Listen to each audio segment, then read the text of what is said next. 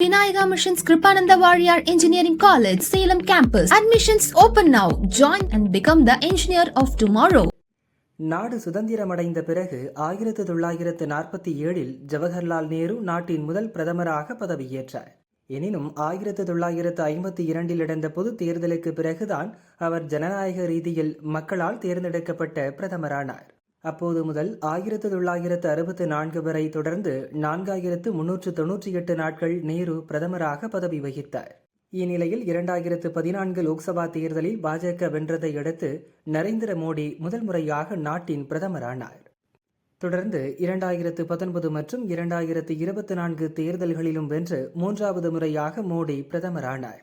அவர் பிரதமர் பதவியேற்று நேற்றுடன் தொடர்ந்து 4398 நாட்கள் நிறைவடைந்தது. இன்று 4399வது நாளாக தொடர்ந்து மோடி பிரதமர் பதவி வகிப்பதை அடுத்து நேருவின் சாதனையை முறியடித்தார்.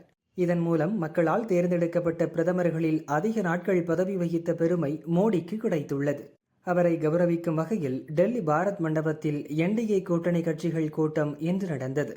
கூட்டத்திற்கு வந்த தலைவர்களை பாஜக தேசிய தலைவர் நிதின் நபீன் வரவேற்றார்.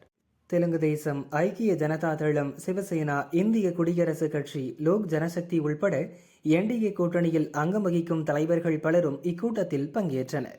ஆந்திரா, மகாராஷ்டிரா, ஹரியானா, ஒடிசா, சத்தீஸ்கர், மத்திய பிரதேசம், உத்தரப்பிரதேசம் உள்பட பாஜக மற்றும் அதன் கூட்டணி கட்சிகள் ஆளும் மாநில முதல்வர்கள், துணை முதல்வர், மத்திய அமைச்சர்கள் பலரும் இக்கூட்டத்தில் பங்கேற்றனர். அவர்கள் அனைவரும் பிரதமர் மோடிக்கு நினைவு பரிசு வழங்கி அவரை வாழ்த்தினர். தமிழகத்திலிருந்து அதிமுக எம்பி தம்பிதுரை, பாமக தலைவர் அன்புமணி உள்ளிட்டோர் இக்கூட்டத்தில் பங்கேற்றனர். கூட்டத்தில் பிரதமர் மோடியின் சாதனையை பாராட்டி ஆந்திர முதல்வர் சந்திரபாபு, மகாராஷ்டிரா துணை முதல்வர் ஏக்நாத் ஷிண்டே உள்ளிட்டோர் பேசினர். இதில் அமித்ஷா, ராஜ்நாத் சிங், நிதின் கட்கரி உள்ளிட்ட மூத்த அமைச்சர்களும் பங்கேற்று பிரதமர் மோடிக்கு வாழ்த்து தெரிவித்தனர். தன்னை வாழ்த்திய அனைவருக்கும் மோடி நன்றி கூறினார்.